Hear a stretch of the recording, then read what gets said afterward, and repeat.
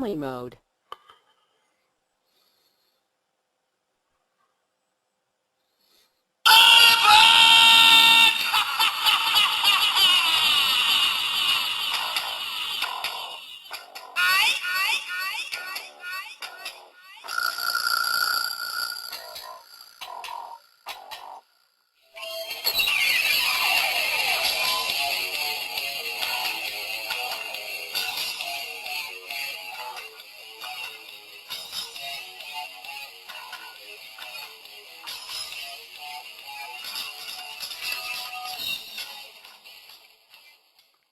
Hey guys, Jim Jacobus here. Welcome to today's webinar from Champion Education Resources and A Players Only and our Order Taker to Gladiator webinar series.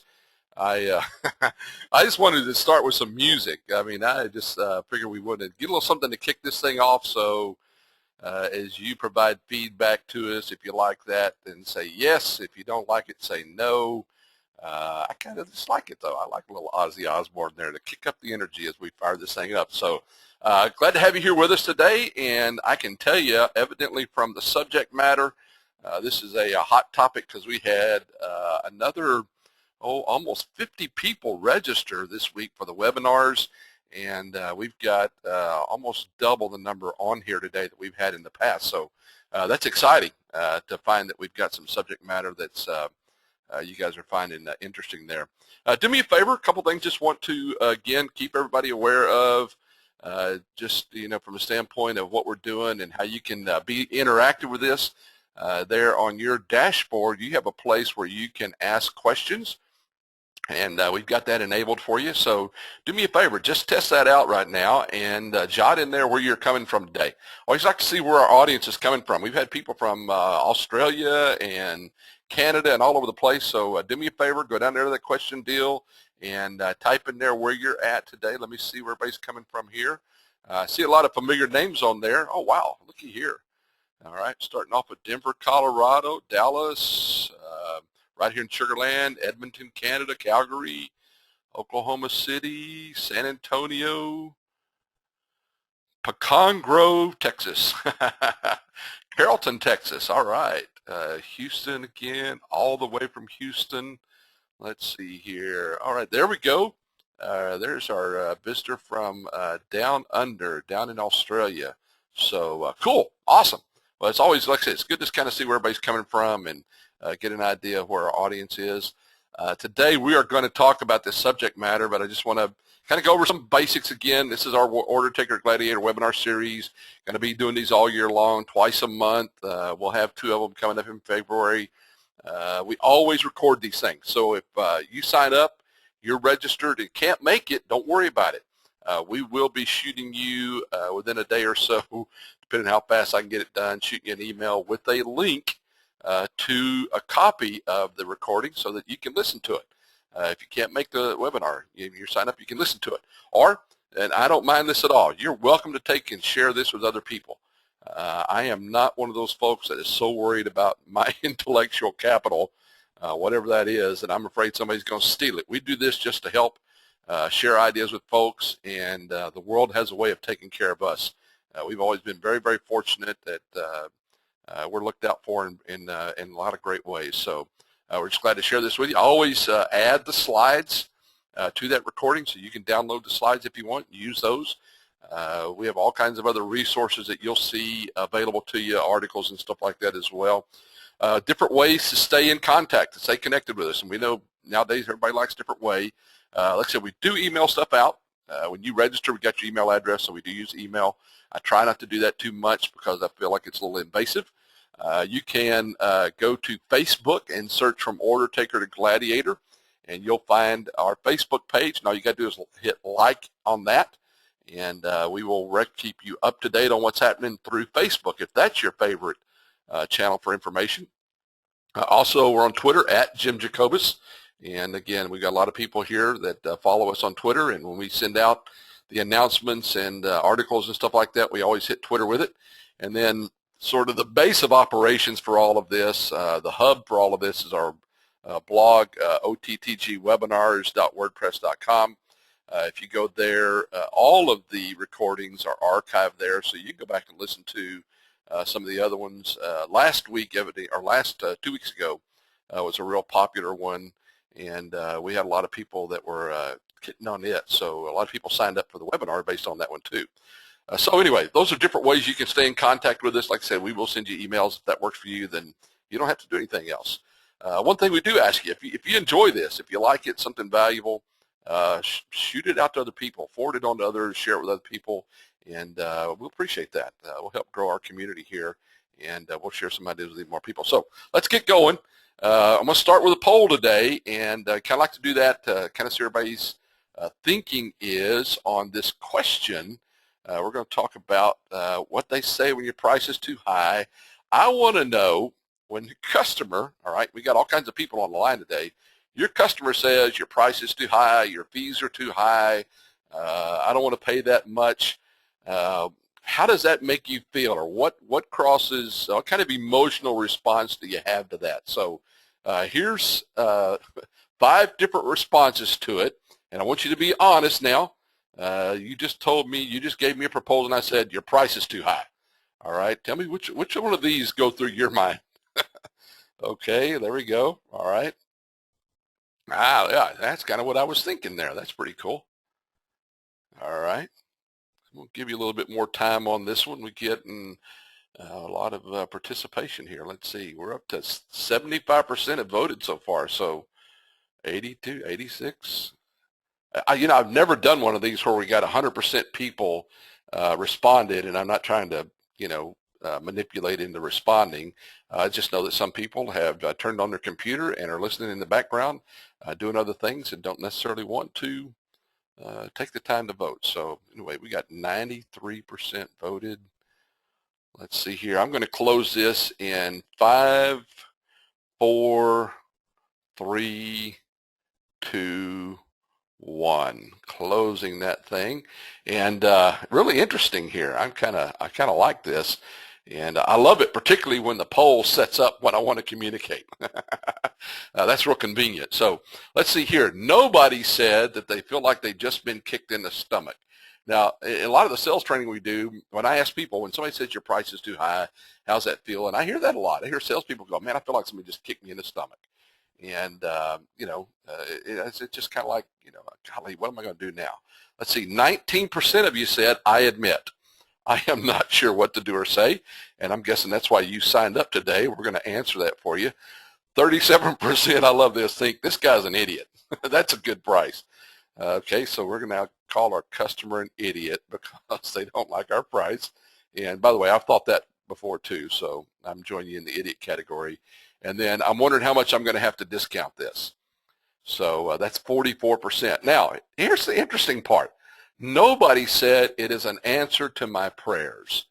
All right. Now, I'm going to share with you, and I told somebody this the other day in a training program, I am praying that the customer says your price is too high. I pray they say your price is too high, because of what we're going to talk about today. What I'm going to share with you today is that I believe this just opens up great doors of opportunity for us.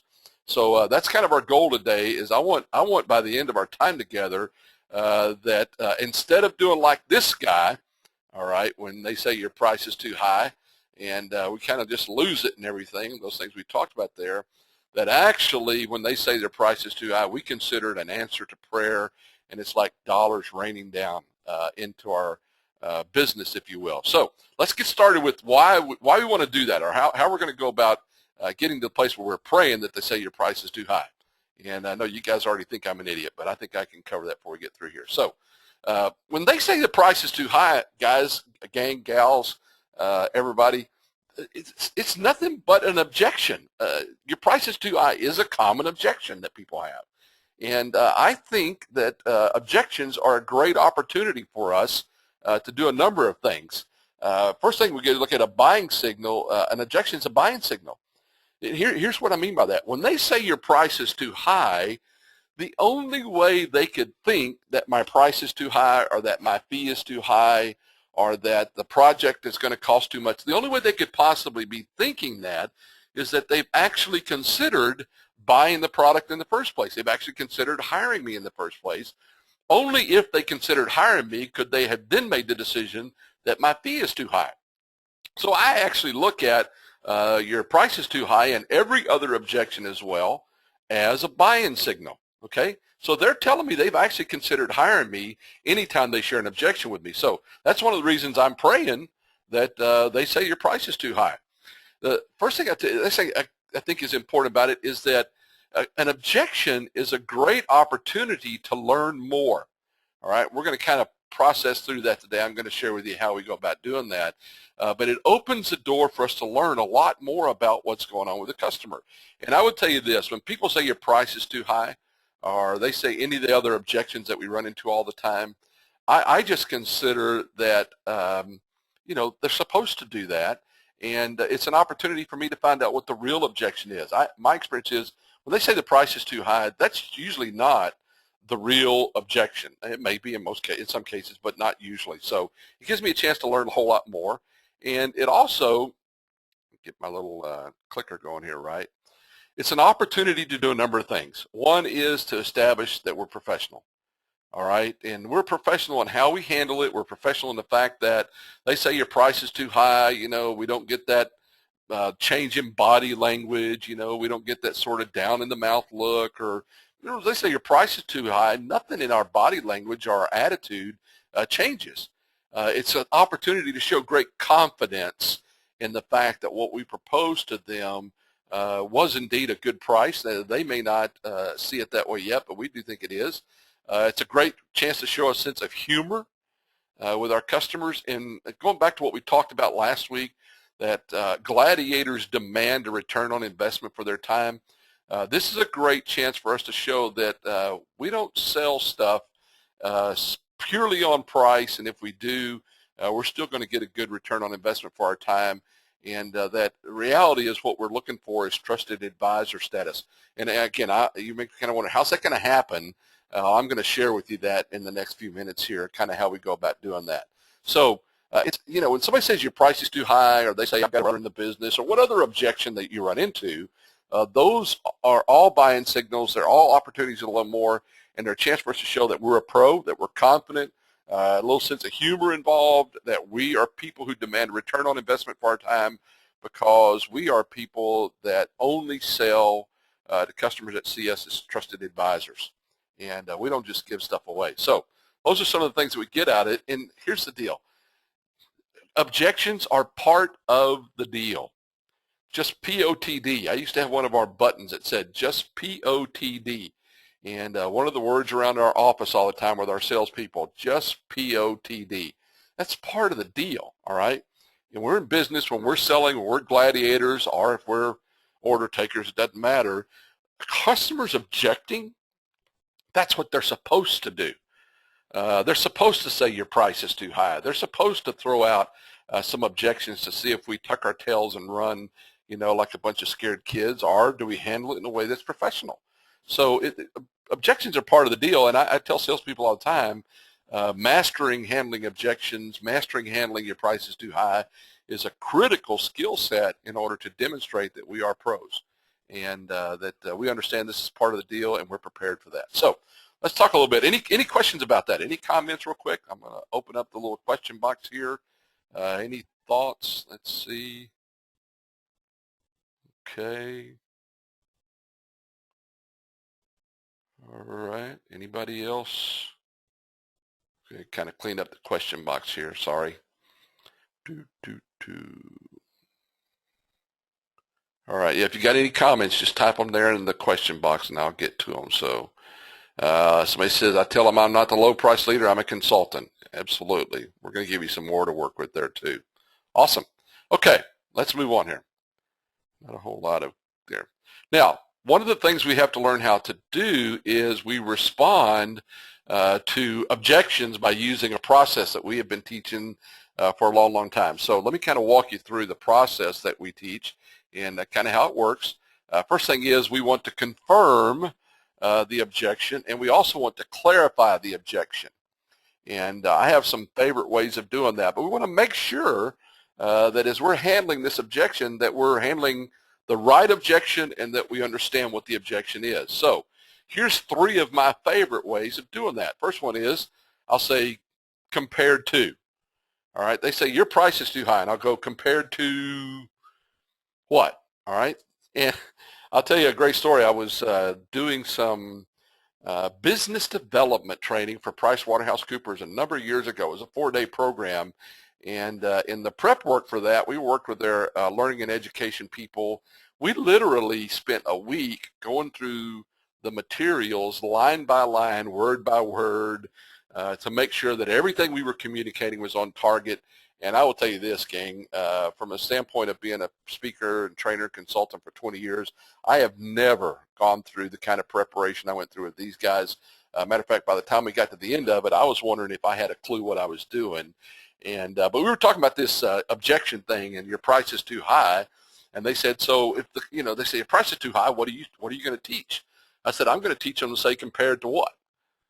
And these guys at PricewaterhouseCoopers, these learning and education folks at PricewaterhouseCoopers, great guys, by the way, said, oh, no, we can't do that. That's unprofessional.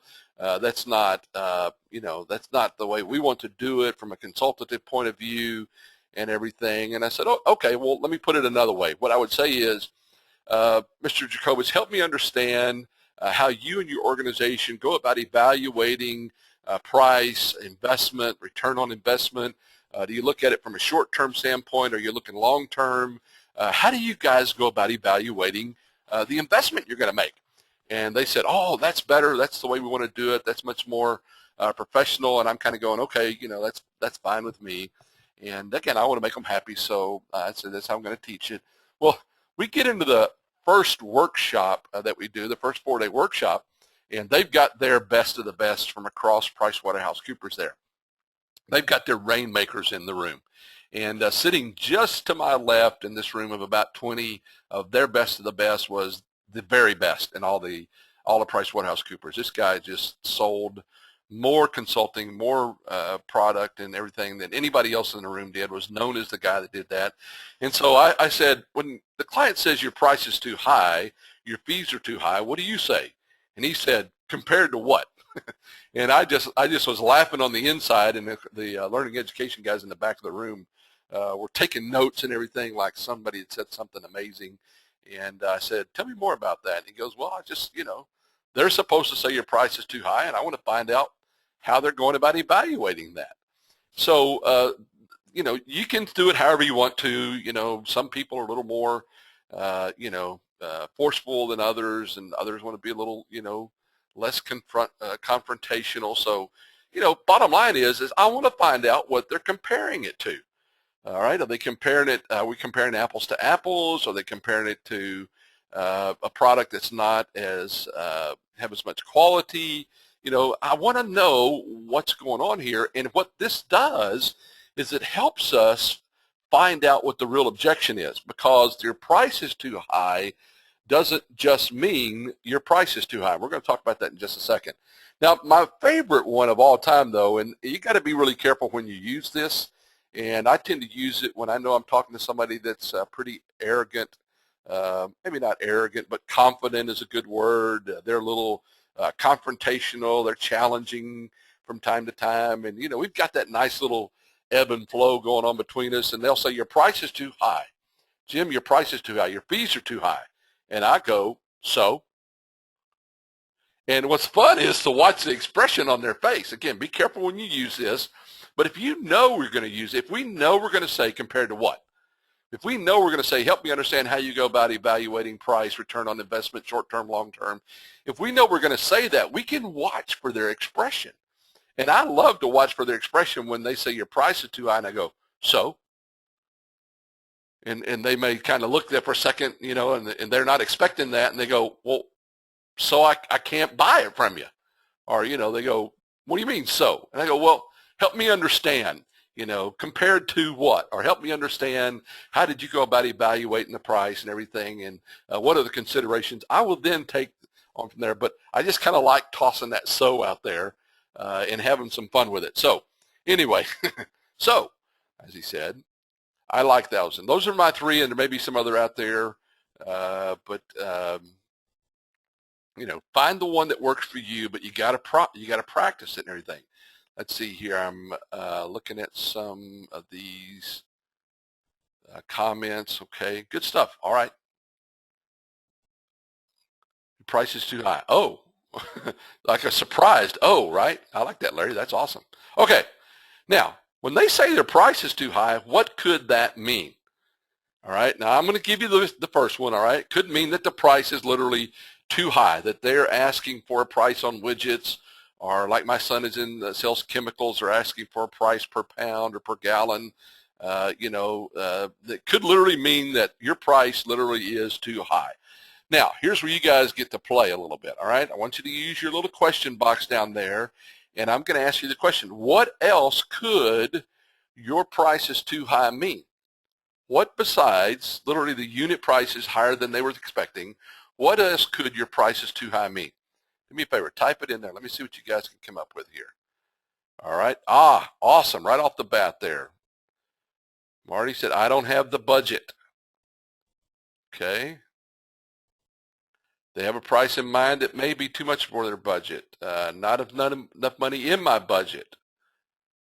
Okay, yeah, okay, we're getting a lot of the budget stuff. Absolutely. All right, the easiest thing they can say is your price is too high because I don't have the budget. I like this one. Good job, Ola. It's beyond what I can approve. In other words, it's higher than their limit, or they don't have the authority, or maybe they're not actually the decision maker to begin with. They've got to go check with somebody else. Your price is more than anyone else's price. They're negotiating. Let's see how low I can get this. Again, budget. They've got a previous quote from somebody else. Compared to Walmart, absolutely. My boss may not accept this number. Good job, Ann.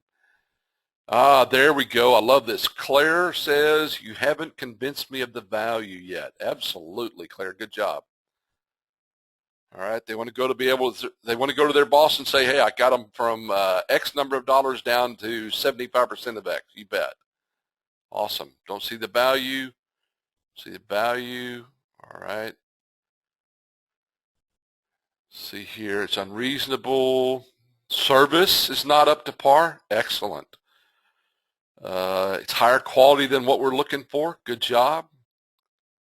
Awesome. This is good. I got a lot of people answering too. Don't have the time. Easy way out. Absolutely. Good job, guys. Okay. Those are all actually stuff that we teach in our webinars and our workshops and everything. Let me give you a couple more here too. Price is too high. Again, first thing I would tell you, every objection tells us that there's some lack of perceived value. Somehow we haven't built the value up. So I think that's behind every objection. Other things, the scope is too large. In other words, they ask us for a price on one thing, and we have now scoped it larger. We've said, no, you don't really need 12 of those. In the next 12 months, if you'll buy 36 of those, you actually get a better price. We've scoped it bigger than they want to take a look at. They may have credit problems.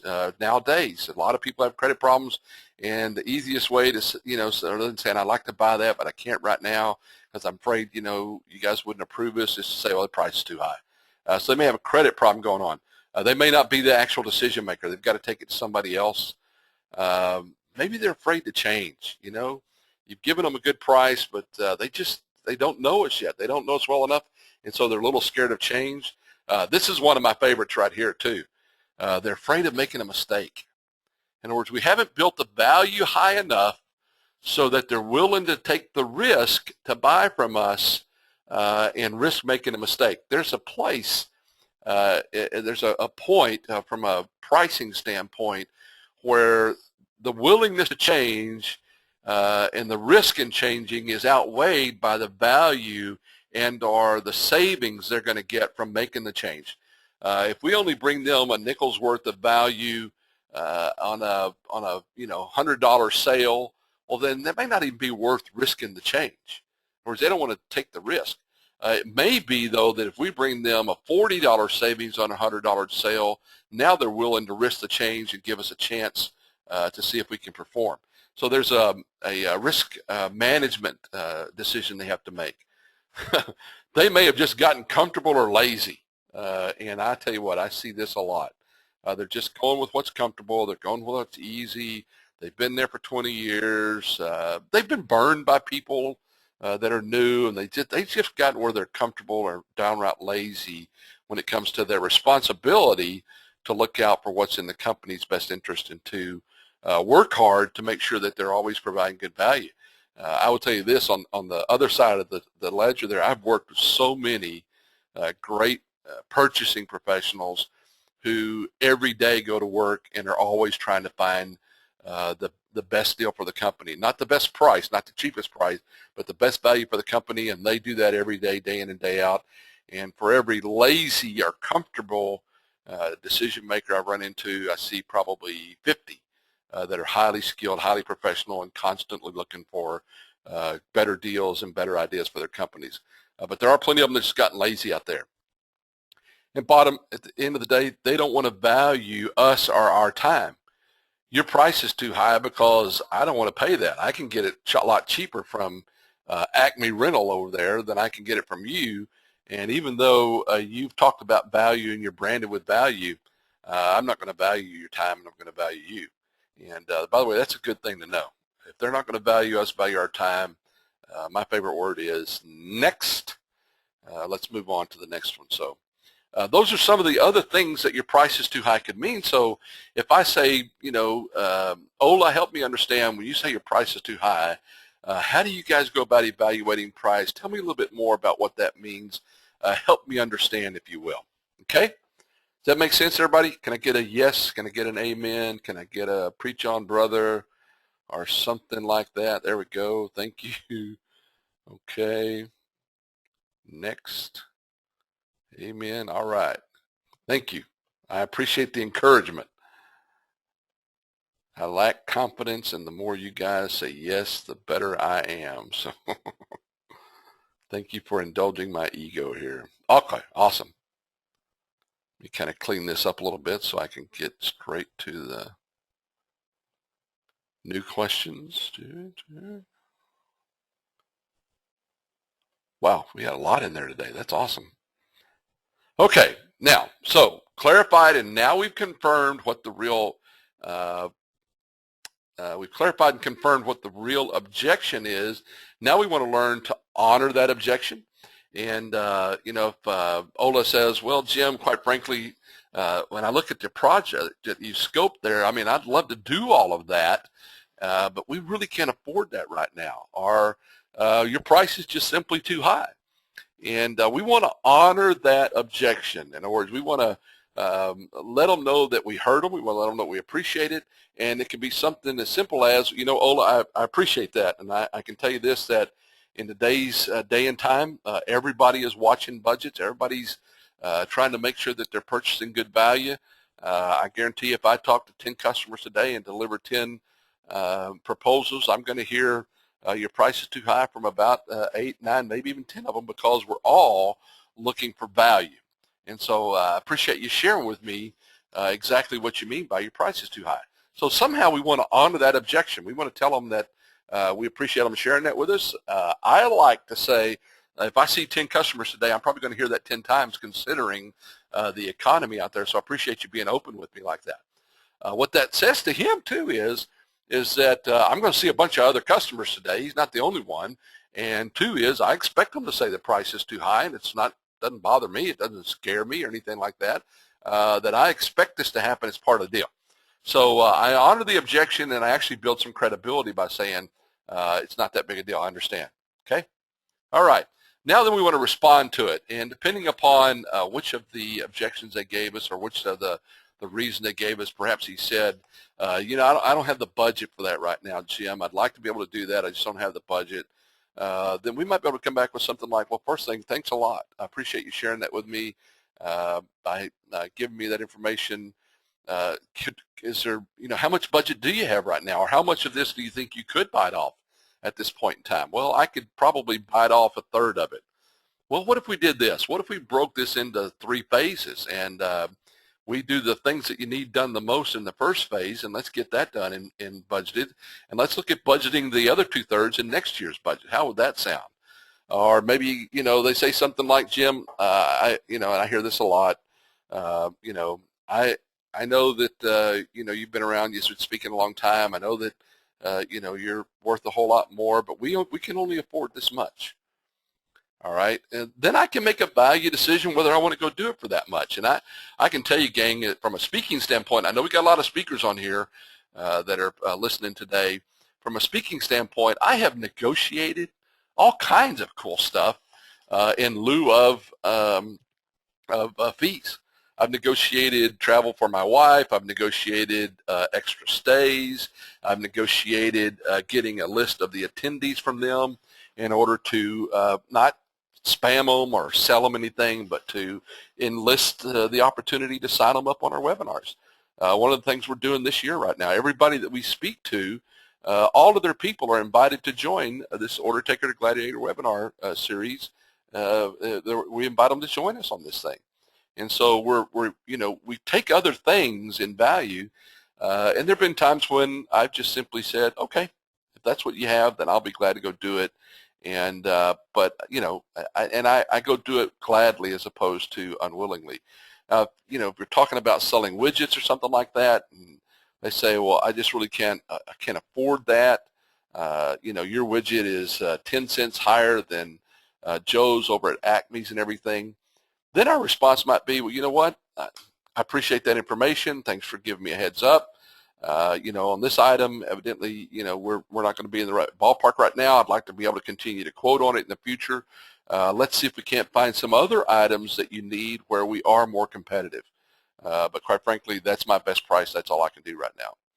And then every now and then, we have to just say, you know what? I appreciate you sharing that with me. I appreciate the opportunity. Quite frankly, one of the things that's really important to me as somebody who hopes to be a trusted advisor to my clients, that's my goal. I just can't afford to do it for that much. I could sell it for that much, but I can't afford to do that in my business model. So I appreciate the opportunity, and let's keep looking for places where I can be of added value to you. So there's a lot of different ways to respond, but now we're at least responding to the actual objection, not just the price is too high. One of the things that we do know, you look back at the poll that we did to start this off, is that a lot of people, when the customer says your price is too high, our first thought is how much am I going to have to discount this? And we discounted 20%, and we didn't actually handle the problem of scoping or credit or budget or anything like that, but we've given away 20% of our profit right off the bat. So we've got to be careful. We want to clarify that objection before we respond to it. And then the last thing we want to close, and I simply close with, does that make sense? Where do we go from here? Where do you think how does that leave us? We want to close our response to this objection, if you will. Okay, let's see here. I got a couple of things popping up in the question box. Let's see.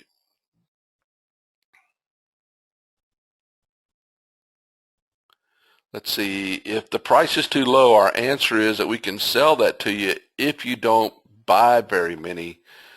I'm not sure I understand that one, George. Expand on that for me. I think there's something there. I just can't, I'm not getting it. My bad. I'm sorry. My bad there. I'm not getting that. I'm slow today. All right. Well, let's move on here. Last thing I want to just share real quick is there's a lot of different objections out there. Here's some of the common ones that we have. I don't need another vendor. Okay. I've got a brother in the business. I've been buying from the same guy for 10 years. And I love this one, by the way. You guys messed me over 5 years ago. When somebody, and let me go ahead and get the last one. I want to come back to that. I need to think about it. These are all common objections, and we would look at all of them the same way. When somebody says, I don't need another vendor, that's a buy-in signal, all right? What do they just tell us? That they've got a lot of vendors. And I always say something like, well, first thing, thanks for sharing that with me.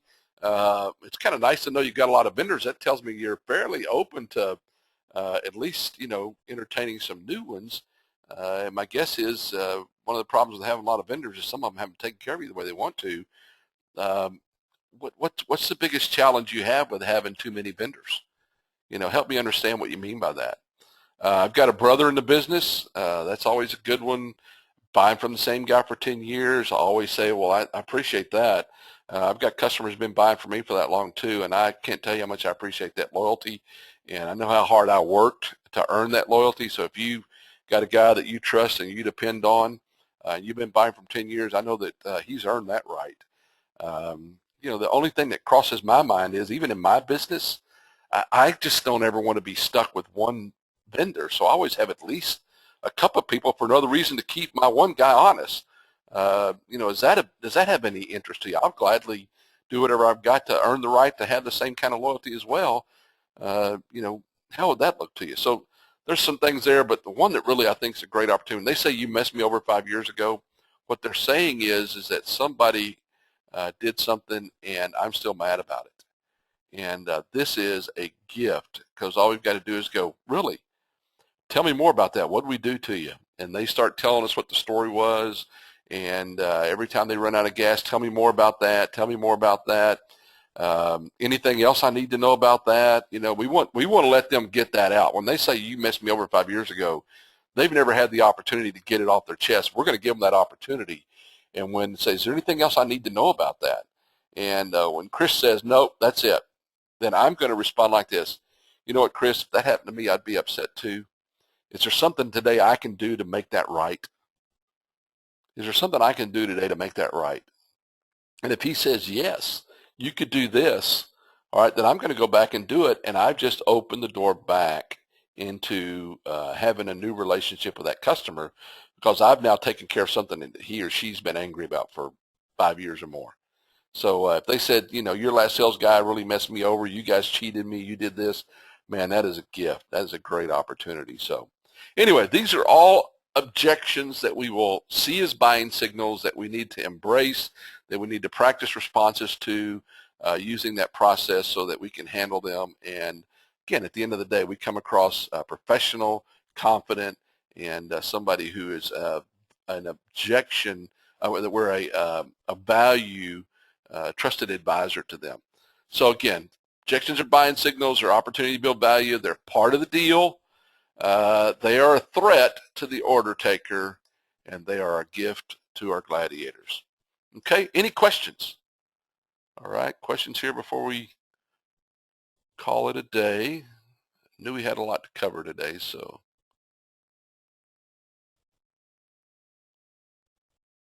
Let's see, when asked about fees, I've responded by asking the client what. Yes. So of the things we proposed, what would you like for me to take off the list? Absolutely. I need to think about it. Somebody asked a question about that. I put that on there. I'm one of those kind of guys, when somebody says I need to think about it, first thing I'm going to do is I'm going to give them space. I'm not going to pressure them and everything. I will probably toss out something, J.O., like, I appreciate that. My wife and I are both people that we're making a decision like this. We want to take our time. Do you have any questions I could answer today for you, J.O.? Anything I could answer today that would help you in your process of thinking about it? And he goes, well, yeah, I do have a question about how does that work. I do have a question about this. And so I'm going to answer all the questions. And then when I get to the end of it, what I'm going to say to J.O., again, I'm not one of those guys that's going to pressure you. I'm not going to bend your arm, make you make a decision right now. I don't work like that. I don't need anybody's money that bad. I don't need anybody's ill. All I'm going to ask you to do is I'm going to be professional enough to give you the opportunity to think about it. I'm going to ask you to just simply give me the privilege when you do make a decision of at least a call back and let me know where you're at. Would you do that for me? And that's the way I prefer to handle it. I want to trade my not pressuring them for their promise or their loyalty to call me back and let me know when they are ready to make a decision and where I'm at. In other words, where I fit into their decision-making process. That's what I would prefer to do. I'm not the kind of guy that likes to pressure them or anything. So please say again where to find the recording. You can go to Facebook and search for From Order Taker to Gladiator. You can go to the blog, ottgwebinars.wordpress.com. or you can go to Twitter. If you're on Twitter, you can follow us at jjacobus.com. I will also, let's see here, who asked that question? I will be sending out an email, and so that all of that stuff will be included in the email. I'll probably get it out tomorrow sometime, and the link to the recording, the link to the blog, and all that will be on there for you, so you will get that. Let's say, I love this one. Thanks for bringing this one up. They say your price is too high, and then they say, we have found someone who is willing to do it for a lower fee. And so first thing is I may say, well, okay, help me understand, are they including this? Are they including that? And if they say somebody's going to do it for a lower fee, my first question is, and so who would that be? Who's willing to do it for a lower fee? And they'll give me a name, let's see here. I don't want to pick on anybody. That would be too much fun. Anyway, some other person's willing to do it for a lower fee, and I say, how much is that? And depending upon the situation, I may say, you know what? I'd buy that if I were you. Matter of fact, I'd like to talk to them because I'd like to buy some of it. If I can get that at that price, I'd buy that. So I'm kind of calling their bluff there. If they can indeed get something that is a great deal, then I would encourage them to do it. If I know that that company has a problem with quality, then I might tap the quality question a little bit. There's sometimes I go, you know what? They know what their product is worth, and I know what mine's worth. And if you're comfortable buying it, then please feel free to go ahead and do that. There's times that I play hardball with people, and there's times that I'm nice, and it kind of depends on their attitude and how much they matter to me. So anyway, it's a good question there. Any other ideas for I don't have the budget? Anytime they say they don't have the budget, I'm going to say, what could you do right now? How much could you afford? Or how do we get into the budget for next year? It's all around, what can they afford at that point in time? And depending upon how much they could afford, then I'm going to try to break the proposal down into something they could bite off with the amount of budget they have. And, like somebody said earlier on too, it's a great way to say, of the things that we propose, what would you like for me to leave out? Any of those kinds of things would help as well. So we've got a lot of great questions here.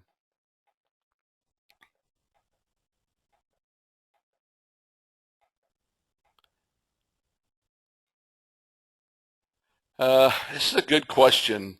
How do you establish value in a market that is saturated with your competitors and is price driven? And I mean, I know there's markets like that out there. My son, again, selling chemicals in a market awful like that. If you go back to our recording from last week about making sure that we get value for our time, that we are seen as trusted advisors and people that bring value to the equation, then I'm going to have to work twice as hard to find people that actually will value my expertise. And, if everybody is giving it away in a marketplace and everybody's simply become a commodity or something like that, then I may have to, I may wonder if my professional selling skills might not be better utilized in some other marketplace. So, a couple things there. One is, you just have to search harder and harder for people that will appreciate your expertise that you bring to the table, Wes, and not do business with people that don't appreciate your expertise. And if the market's actually that bad, I mean, if everybody's just giving it away, at some point in time, it's just not worth my time. It's time to close up shop and go get into some other business. That may not be the answer you were hoping for there.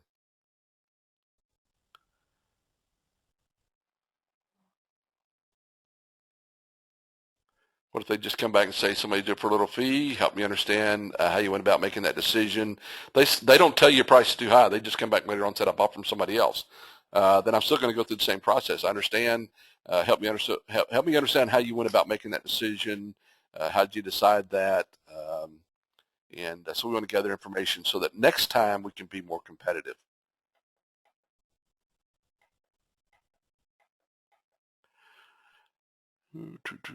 Okay. Anyway, we're running out of time here, guys. I want to make sure we honor the time commitment, that we don't go too far. And let people that want to get out of here get out of here. So I'm going to I'll answer some of these other questions on the blog, and I may try to answer a couple of them in audio or something like that.